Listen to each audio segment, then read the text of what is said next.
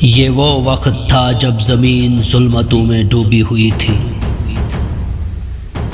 انسانیت جاہلیت کی گہری کھائی میں تھی۔ کسی کو عزت اس کے اخلاق سے نہیں بلکہ قبیلے، دولت اور طاقت سے ملتی تھی۔ بیٹیاں زندہ درگور کر دی جاتی، طاقتور کمزور کو کچل دیتا،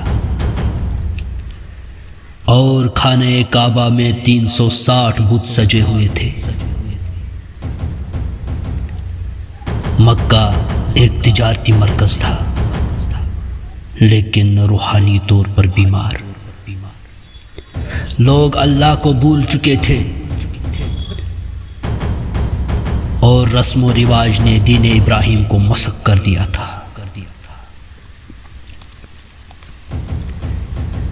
پھر اللہ نے اپنے محبوب کو بھیجنے کا فیصلہ کیا۔ 570 عیسوی عام الفیل، جب ابرہہ کی فوج کعبہ کو گرانے آئی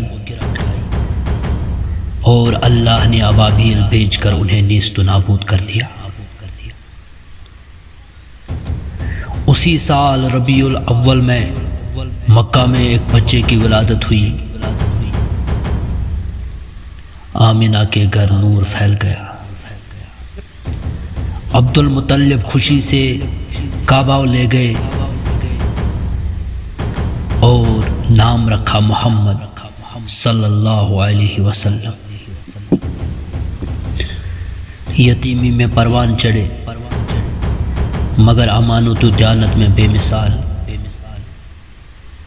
لوگ آپ کو الصادق الامین کہنے لگے۔ جب شام کا تجارتی سفر کیا، حضرت خدیجہ رضی اللہ تعالی عنہا نے آپ کی سچائی اور کردار دیکھ کر نکاح کی پیشکش کی۔ محمد صلی اللہ علیہ وسلم اکثر غار حرا میں تنہائی اختیار کرتے، گھنٹوں اللہ کی یاد میں۔ جاہلیت کے اندھیروں سے دل اکتا چکا تھا۔ رمضان کی ایک رات 40 برس کی عمر میں غار حرا میں اچانک جبرائیل علیہ السلام تشریف لائے اور کہا اقرا، پڑھو۔ آپ نے فرمایا میں پڑھنے والا نہیں ہوں۔ جبرائیل علیہ السلام نے 3 بار مضبوطی سے لپٹ کر کہا پڑھو اپنے رب کے نام سے جس نے پیدا کیا۔ یہ لمحہ تاریخ کا سب سے بڑا انقلاب تھا۔